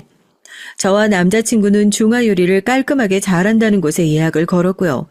사실 그 가게는 친정아버지가 가지고 있는 여러 건물 중 하나로 아버지 지인이 운영하는 곳이었답니다. 저도 양씨 아저씨라고 부르는 분이신데 제가 상견례 장소를 찾는다는 소리에 자기 가게로 오라고 해주셨어요. 웨이팅을 걸어도 3개월은 기다려야 한다고 알고 있었는데 무슨 수로 자리를 만드셨는지 바로 준비를 해주시더라고요. 사돈이 될 사이가 만난 자리라고는 믿기 어렵게도 저희 부모님과 남자친구의 부모님은 화기애애하게 대화를 나누셨죠. 마치 부부 동반 모임에 나오신 것처럼 네 분이서 얘기를 하시는데 저희가 끼어 들어갈 틈이 없더라고요. 그때였습니다. 입구가 소란스럽더니 갑자기 문이 열리곤 남자친구의 친어머니가 등장했어요. 처음 만났던 것과는 전혀 다른 모습이었습니다. 여전히 화려한 매니큐어와 독한 향수로 무장을 하셨지만 몸매가 드러날 정도로 딱 붙은 정장을 입은 모습이셨어요. 아마 여러분이 보셨다면 꼴불견이다라고 하셨을지도 모르겠네요. 그 모습을 본 제 여동생은 눈이 썩어 들어가는 기분이었다라고 표현했거든요. 남자친구의 친어머니 등장으로 즐거웠던 분위기는 어디 가고 정막만 흘렀죠. 저희 부모님께선 갑작스럽게 등장한 인물에 당황하시면서도 침착하게 누구시냐고 물었습니다. 예비 시아버지께선 급하게 남자친구의 친어머니 팔을 잡고 나가서 얘기를 하자고 하셨지만 남자친구의 친어머니는 끄떡도 하지 않으셨어요. 제가 누구냐고요? 여기 이 훤칠한 남자의 친어머니 되는 사람이죠. 즉 제가 진짜 엄마라 이겁니다. 아니 상견례라고 하면서 진짜 어머니는 쏙 빼놓고 가짜랑 얘기를 하시면 안 되죠. 누가 내 어머니야? 당신이? 당신이 무슨 자격으로? 당장 나가. 아들, 내가 얼마나 고생하면서 널 낳았는데 그렇게 말을 하니? 왜 여기 이 아가씨가 너한테 뭐라고 하디? 내가 찾아갔다고? 너 내가 그 자리에서 무슨 꼴을 당했는지 알면 절대 가만히 있지 못할걸. 제가 왜 그 일을 이희한테 숨기겠어요? 여사님께서 제게 하셨던 말도 제가 여사님께 드렸던 말도 토시 하나 빼놓지 않고 다 얘기했는데요. 제 말에 남자친구의 친어머니께선 적잖게 당황하신 얼굴로 저를 바라보셨죠. 제가 얘기를 할 것이라고는 전혀 생각하지 못했다는 표정이더라고요. 예비 시아버지와 남자친구는 어떻게든 남자친구의 친어머니를 끌어내려고 하셨지만 상황은 점점 안 좋게 흘러갔습니다. 룸 안이 소란스러워지자 양씨 아저씨도 무슨 일인가 싶어서 들어오셨고요. 정말이지 개판도 이런 개판이 없었답니다. 이 소란을 정리한 것은 친정아버지셨어요. 친정아버지는 자리 하나 더 만들라고 하시더니 남자친구의 친어머니에게 자리를 권하셨고요. 전 그런 친정아버지께 그럴 필요 없다고 말씀드렸지만 친정아버지께서는 그래도 남자친구의 친어머니인데 문전박대를 하는 건 아닌 것 같다고 하시며 하실 말씀이 있으신 것 같은데 해보라고 하셨죠. 이 난리가 있는 동안 남자친구의 새어머니는 입술을 깨물곤 남자친구의 친어머니 쪽으로는 시선도 돌리지 않으려고 애쓰고 계셨고요. 남자친구는 그런 새어머니의 모습에 걱정스러운 얼굴로 손을 잡아 드리고 있었답니다. 하고 싶은 말이 있으시니 여기까지 오셨겠죠. 대충 흘러가는 얘기를 보니까 저희 딸아이도 찾아가신 모양인데 그저 상견례 자리에 참석하고 싶다는 이유만으로 오신 것은 아닌 것 같으니 하실 말씀이 있으시면 하시죠. 바깥 사돈이 참 성격이 시원시원하고 좋으시네요. 제가 고작 상견례 자리 차지하겠다고 여기까지 왔겠어요. 나름 알아보니까 너무 어처구니가 없는 얘기들이 오가는 것 같아서 저라도 나서서 제대로 바로 잡아야겠다 싶어서 왔죠. 저 가짜가 어떻게 후려쳐서 이 얘기를 했는지 모르겠지만 우리 아들이 건축 디자인 쪽에서는 이름이 좀 있거든요. 아시죠? 어디서 일하는지. 남자친구의 친어머니께선 남자친구가 얼마나 훌륭한 스승 아래서 일을 하고 있는지 그리고 그 덕분에 이름값이 얼마나 높은지에 대해서 온갖 미사여구를 동원해서 얘기를 하셨습니다. 듣고 있기 민망할 정도였죠. 어른에게 할 말은 아니지만 참 사람이 저렴해 보인다고 할까요? 있어 보이고 싶어 하는 것은 알겠는데 입을 열 때마다 점점 더 말이 이상해지더라고요. 친정아버지께선 여기 앉은 모든 사람들이 다 알고 있는 얘기라고 하시면서 정말 하고 싶은 말을 하라고 하셨죠. 전 태어나서 그런 친정아버지의 모습을 처음 봤는데요. 진짜 카리스마가 이런 것이구나 싶었답니다. 이런 기분은 저만 느끼는 것이 아닌 것 같았죠. 기세등등한 남자친구의 친어머니는 자세를 슬쩍 고치더니 그런 훌륭한 아들을 사위로 맞이하면서 행동으로 보여주는 게 너무 없는 것 아니냐고 말씀하셨어요. 남자친구의 친어머니의 말에 룸은 삽시간에 얼어붙었습니다. 예비 시아버진 사색이 된 얼굴로 남자친구의 친어머니에게 미쳤냐고 소리를 지르셨고 남자친구 역시 무슨 자격으로 그런 말을 하느냐고 외쳤죠. 하지만 남자친구의 친어머니는 아무렇지 않은 얼굴로 친정아버지를 바라보면서 자신이 틀린 말을 했느냐고 물었답니다. 지금 자신이 무슨 말씀을 하는지는 알고 있습니까? 마치 아들을 거래 대상처럼 얘기를 하고 계신데 맞습니까? 거래라니 무슨 그런 상스러운 표현을 쓰세요? 전 이런 훌륭한 사위를 보시는데 뭐라도 좀 내놔야 하는 것 아니냐는 거죠. 가령 예를 들면 건축사무소를 하나 차려준다거나 하는 것 말이죠. 당연히 집은 강남에 40평 정도 되는 곳이어야 하고요. 그리고 몰고 다니는 차도 S급 외제차는 돼야 면이 서지 않겠어요? 결혼식도 그래요. 알고 보니까 전통 혼례를 한다고 하는데 그게 가당키나 합니까? 호텔 딱 빌려서 하객도 1000명 정도는 받고 그래야죠. 미쳤어? 미친 것이 분명하다고. 지금 당신이 무슨 소리 하는지 알아? 내가 뭘? 우리 거래처 사람들만 하더라도 400~500은 되는데 그럼 그 사람들은 오지 말란 말이야?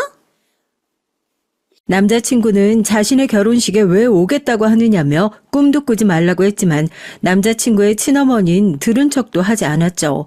정 그 광경을 보면서 아침 드라마의 한 장면 같다는 생각을 했어요. 그것도 사이코패스가 등장하는 드라마요. 친정아버지는 말할 가치도 없다는 얼굴을 하고 계셨고 친정어머니께선 한숨을 내쉬면서 동생과 함께 자리에서 일어나셨죠. 남자친구의 친어머니는 확답도 주지 않고 어딜 가느냐고 했지만 갑자기 튀어나온 남자친구의 새어머니에게 가로막혔답니다. 그리고는 믿을 수 없는 광경이 눈앞에 펼쳐졌어요. 가만히 앉아만 계시던 남자친구의 새어머니께서 대뜸 남자친구의 친어머니 뺨을 3개 후려치시더라고요. 룸에서 짝 하는 찰진 소리가 울려 퍼졌죠. 동생과 함께 나가시던 친정어머니께서도 놀란 표정으로 문고리를 잡곤 움직이지 않으셨고요. 마치 정지화면 버튼을 누른 것처럼 아무도 움직이지 않았어요. 그 상황에서 가장 먼저 움직인 건 남자친구의 친어머니였죠. 감히 나를 때려? 주제? 누가 가짜야? 네가 버리고 갔으면 누가 가짜야? 낳기만 하면 다 엄마야? 내 자식의 결혼에 니까짓 게 뭔데 나서? 내 자식? 내 배 아파서 낳은 내 자식을 네가 뭔데 그렇게 불러? 그래, 그거 내가 직접 낳아주지 못한 것이 얼마나 한이 되는지 알아? 그런 자식을 가지고 장사를 해. 이렇게 중요한 자리에 와선 행패까지 부려가면서. 남자친구의 새어머니는 금방이라도 피를 토할 것처럼 소리를 지르시면서 당장 꺼지라고 말씀하셨어요. 남자친구의 친어머니는 절대로 질 수 없다는 듯이 욕을 퍼붓기 시작했지만 양씨 아저씨의 신호에 맞춰 등장한 경비원들에게 끌려나가 버렸죠. 폭풍우가 지나갔다는 것이 바로 이런 것이구나 싶더라고요. 그 자리에 있는 그 누구도 쉽게 입을 열지 못했습니다. 그렇게 저희의 상견례는 끝이 났어요. 상견례가 있고 나서 한동안 저도 남자친구도 먼저 얘기를 꺼내지 못했고요. 그만큼 그날의 일은 양가 어른들에게 충격이었고 저와 남자친구에겐 상처가 됐거든요. 친정 어머니께서는 굳이 그런 상황을 알면서도 결혼을 해야겠냐고 물어보셨어요. 남자친구가 좋은 사람인 것도 알고 있고 상견례 자리에서 인사를 나눴던 사돈도 좋은 분이지만 남자친구의 친어머니를 받아들이긴 쉽지 않다고 하셨고요. 경박하고 몰상식한 말을 내뱉는 건 그럴 수 있다고 하지만 자기 자식을 이용해서 한탕 해보겠다는 심보가 보여서 도저히 참을 수가 없다고 말이죠. 전 입이 10개라도 할 말은 없었지만 고작 남자친구의 친어머니 때문에 남자친구와 헤어지고 싶지 않았습니다. 내가 결혼하는 사람은 남자친구지 그 친어머니가 아니잖아. 어차피 지금까지 모르고 살았던 사람이고 결혼만 잘 넘기면 앞으로도 안 볼 사람일 수 있는데 그 사람 때문에 남자친구와 헤어질 필요가 있나 싶어서요. 결혼이라는 게 얼핏 보면 다른 환경에서 살아온 두 사람이 서로를 동반자로 삼아 함께 살아가는 것으로 보일 수도 있지만 그게 전부는 아니야. 두 사람이 가족이 되면 그 두 사람과 관련 있는 다른 사람들도 엮이는 거야. 너 그 친어머니라는 사람이랑 앞으로 안 보고 산다고 장담할 수 있어? 그래도 남자친구는 죄가 없잖아요. 그 가족들도 그렇고. 미꾸라지 한 마리가 웅덩이를 흐리게 만들면 그 웅덩이는 더 이상 깨끗한 곳이 아니야. 그 미꾸라지 한 마리 없앤다고 해결될 줄 알지? 전혀 아니란다. 친정 어머니께서는 어떻게든 제 마음을 돌리고 싶어 하셨지만 전 고집스럽게 헤어지지 않겠다고 말씀드렸어요. 가만히 듣고 계시던 친정 아버지께서는 서로 의논을 해보라고 하시면서 말을 아끼셨죠. 상견례 이후 일주일 만에 다시 만난 남자친구의 얼굴은 정말이지 말로 표현하기 힘들 만큼 상했더군요. 제대로 식사를 챙기지도 못했는지 아예 반쪽이 됐더라고요. 남자친구와 마주하고 있는데 그 누구도 먼저 입을 열 수가 없었습니다. 어떤 말로 시작해야 할지 난감했어요. 용기를 낸 쪽은 저였습니다. 그날 어머니 많이 놀라신 것 같은데 괜찮으셔? 병원에 계셔. 자꾸 몸에 힘이 없다고 하셔서 입원해서 경과를 좀 보기로 했거든. 전 남자친구의 새어머니 소식에 깜짝 놀라고 말았죠. 마지막에 온몸으로 화를 내시던 모습이 생생하게 떠오르면서 마음이 불편했어요. 남자친구는 결혼을 여기서 그만두는 것이 어떻겠느냐고 하더군요. 전 무슨 소리를 하는 것이냐고 소리를 높이고 싶었지만 애써 마음을 다스리곤 천천히 물었습니다. 나랑 헤어지고 싶어? 왜? 내가 싫어서? 내가 무슨 낯으로 너랑 결혼을 해.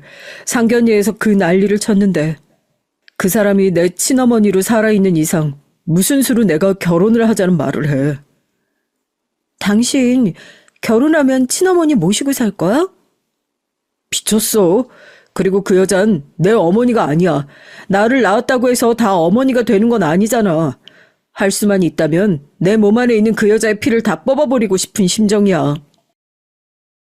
그럼 뭐가 문제야.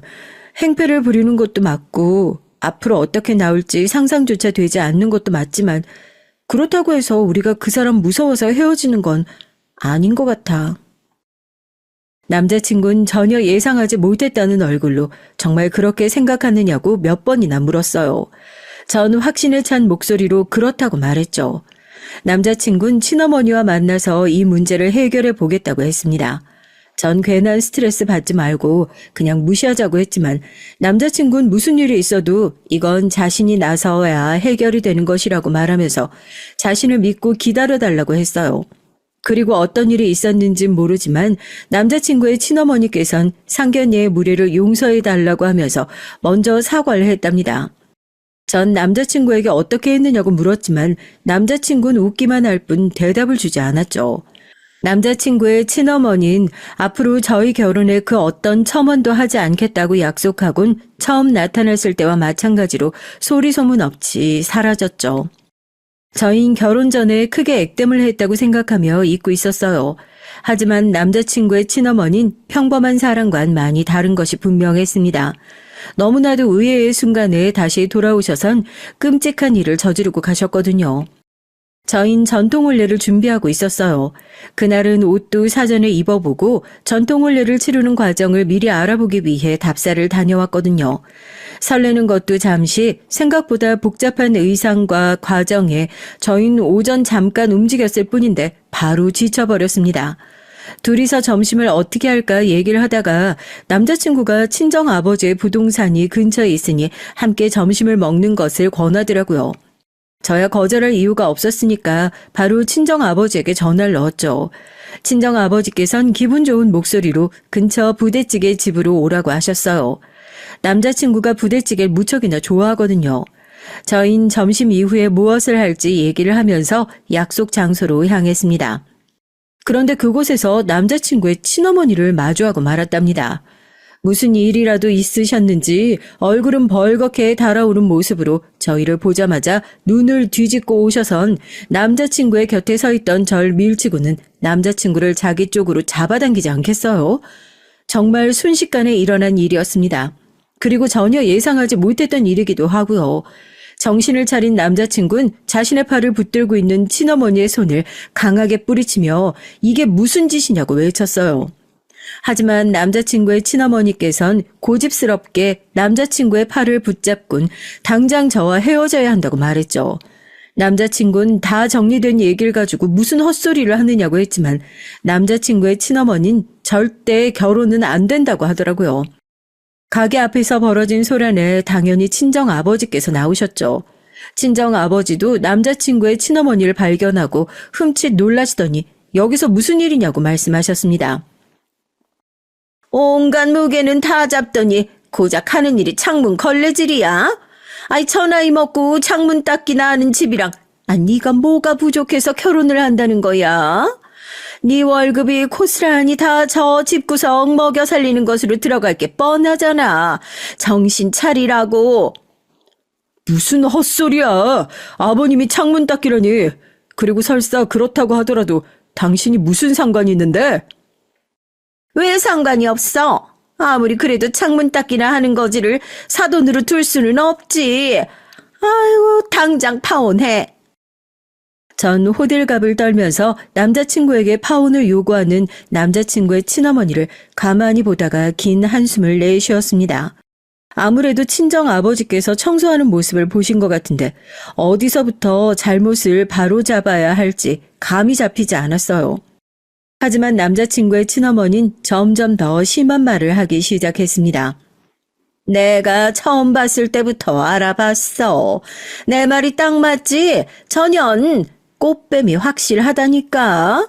우리 아들 등골이나 빼먹고 살려고 그렇게 기를 쓰고 결혼을 하는 거였어. 세상에나 내가 오늘 그 꼴을 안 봤으면 어쩔 뻔했어. 닥쳐. 함부로 떠들지 마. 그런 사람 아니니까 당신이 뭘 한다고 그렇게 떠들어? 너야말로 정신 똑바로 차려. 아무리 눈에 콩깍지가 쓰였다고 해도 어떻게 저런 애를. 너 말해봐. 전현이 너한테 엎어진 거 맞지? 아니면 무슨 약점이라도 잡혔어? 내가 해결해 줄 테니까 다 말해봐. 그만 좀 해. 남자친구의 친어머니는 차마 듣고 있기 어려운 말들을 쏟아냈습니다. 만약 저 혼자였다면 바로 들이받고 따졌을 텐데 불행히도 그 자리엔 친정아버지께서 계셨죠. 친정아버지는 주먹을 부르르 떨면서 남자친구의 친어머니를 노려봤습니다. 그때였어요. 가게에 계시던 사장님께서 친정아버지를 발견하시곤 바로 나오시더라고요. 아이고 어르신, 여긴 어쩐 일이세요? 부대찌개 드시러 오셨으면 얼른 들어오지 않으시고요. 안 그래도 예비사위가 부대찌개를 좋아한다고 해서 들렀는데 사정이 좀 생겨서 말이지. 아무리 그러셔도 여기까지 오셨는데 드시고 가셔야죠. 그러지 마시라고 했는데도 매번 저희 가게 창문 닦아주시고 다른 층 사람들도 복도니 계단이니 어르신께서 오셔서 손봐주셔서 얼마나 고마워하는지 몰라요. 세도 저렴하게 받으시면서 청소까지 다 해주시다니요. 가게 사장님께서 연신 허리를 숙이며 감사함을 표하자 남자친구의 친어머니의 표정이 점점 이상하게 변해갔어요. 건물의 다른 가게 사장님들도 친정아버지가 오셨다는 소식을 들었는지 너도 나도 1층으로 내려왔죠. 몇몇 분들은 친정아버지 오시면 드리려고 준비한 선물이 있다며 양손 무겁게 잔뜩 챙겨 오셨어요. 친정아버지께서는 뭐하러 이런 것들을 준비하시느냐고 하셨지만 다들 부동산에 인사 갈 때마다 안 계셔서 자기들 건물엔 언제 오시나 하고 기다렸다고도 하셨답니다. 친정아버지께서는 그 많은 건물을 가지고 계시면서도 한 달 월세를 근처의 70%만 받고 계셨어요. 코로나가 끝났다고는 하지만 여전히 힘든 곳이 많다고 하시면서 월세를 올리지 않으시더라고요. 코로나로 다들 힘들었을 땐 2년 동안 월세를 30%만 받으실 정도였어요. 그 덕분에 친정아버지의 건물에는 공실이 없기로도 유명했답니다.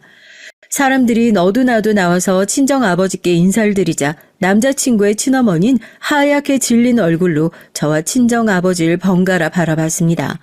남자친구 역시 친정아버지가 부동산을 한다고 생각했지 건물을 가지고 계시는 것까진 모르고 있었기 때문에 놀란 얼굴이었어요. 아니, 그러니까 사돈 어른이 창문 닦기가 아니라고? 창문이요? 아, 그거요? 우리 어르신이 한 달에 한 번씩 와서 어디 고장난 곳은 없나, 불편한 것은 없나 봐주시면서 꼭 유리창을 닦아주시거든요. 다른 층은 사람을 시켜서 해주시는데 꼭 1층은 직접 해주시죠. 내 건물인데 그럼 내가 청소해야지 누굴 시켜? 그리고 이렇게 관절에 기름칠 좀 해줘야 잘 움직이지. 가만히 있으면 몸이 굳어서 안 돼.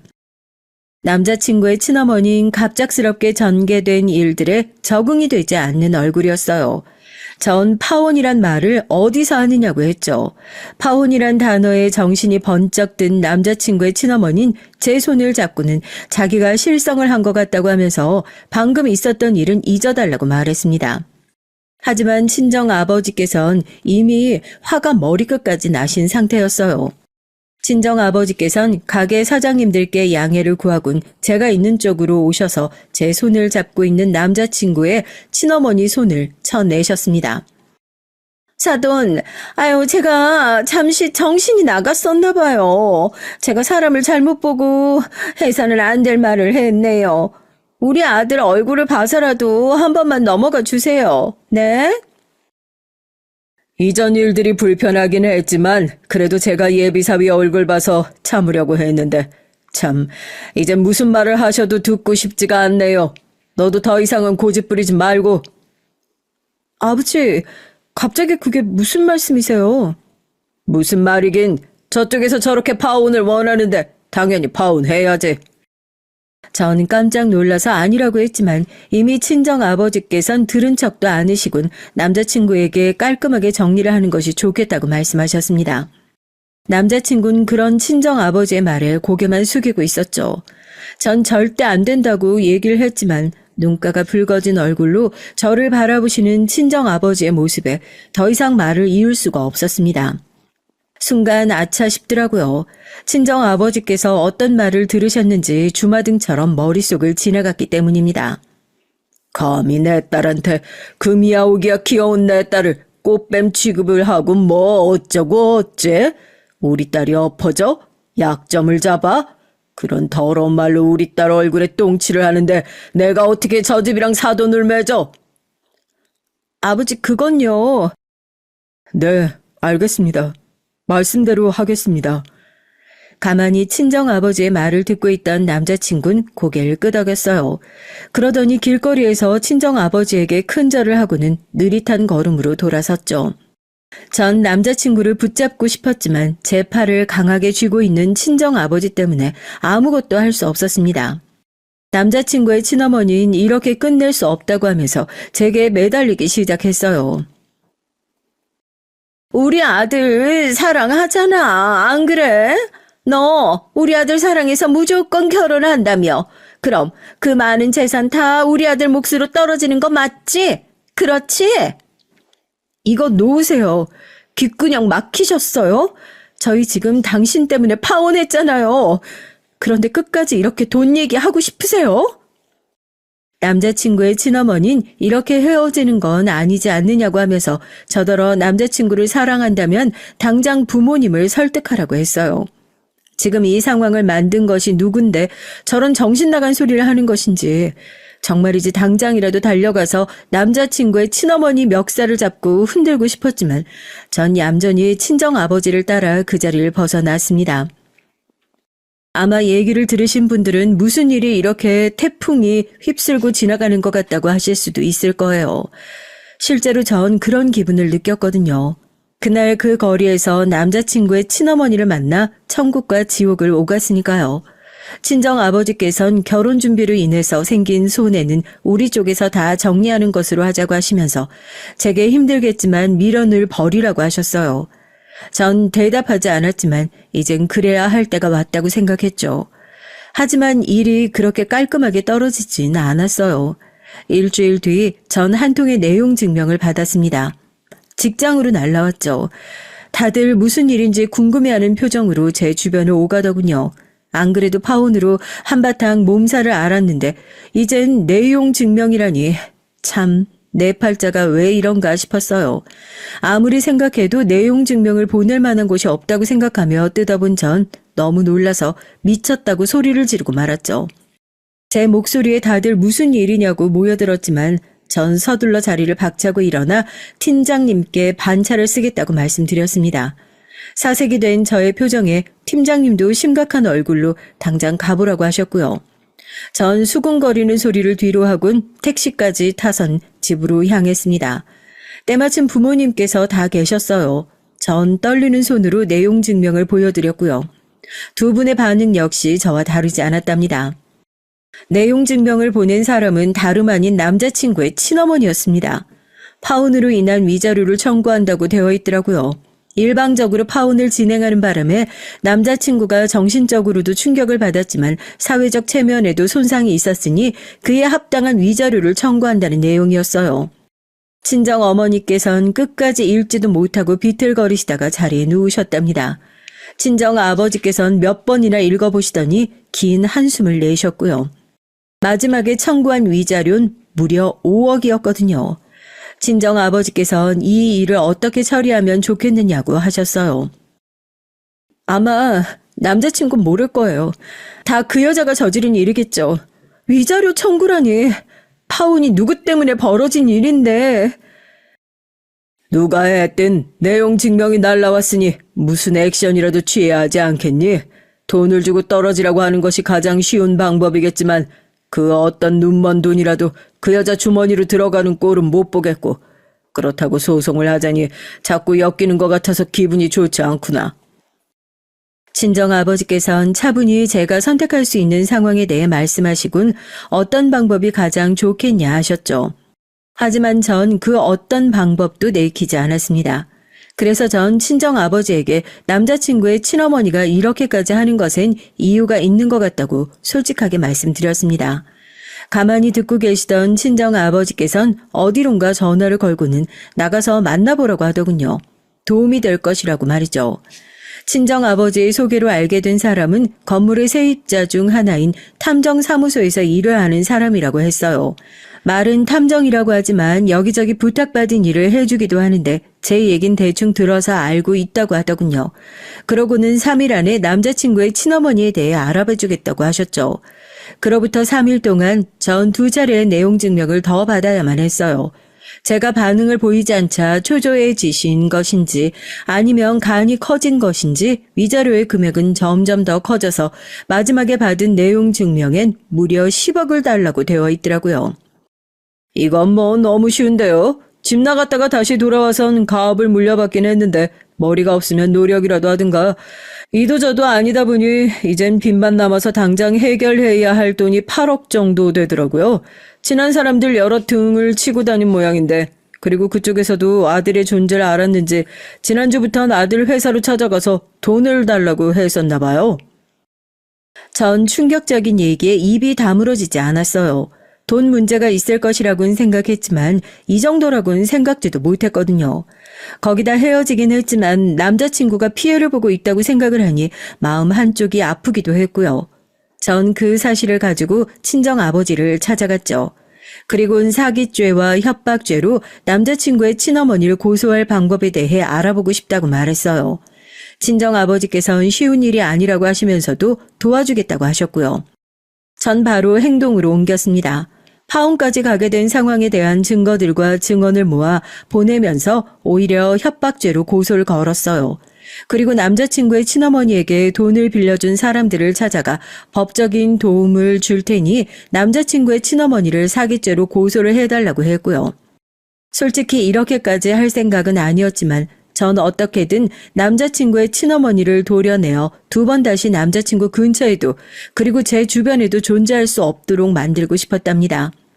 저의 이런 행동에 당황한 건 남자친구의 친어머니였죠.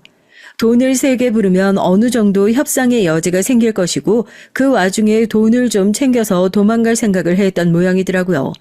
하지만 제가 역으로 고소를 하겠다고 나서자 발등에 불이 떨어진 것이나 다름없었죠. 이 다음이야 다들 예상하시는 대로 흘러갔습니다. 남자친구의 친어머니는 사기죄가 인정돼서 교도소로 들어간다고 하네요. 그리고 전 몰랐는데 친정 아버지께서 역으로 정신적 피해 보상금을 위자료로 청구해서 결국은 남자친구의 친어머니가 운영하는 회사가 도산됐다고 하더라고요. 쌤통이죠.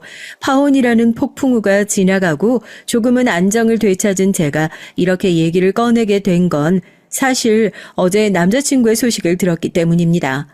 다니던 회사를 그만두고 산촌 벽지를 다니면서 형편이 어려운 사람들의 고장난 집을 수리해주고 있다고 하더라고요. 참 좋은 사람이었는데, 말 그대로 밝은 미래로 가득 찬 사람이었는데 많이 아쉽고 안타깝네요. 제 얘기 들어주셔서 감사합니다.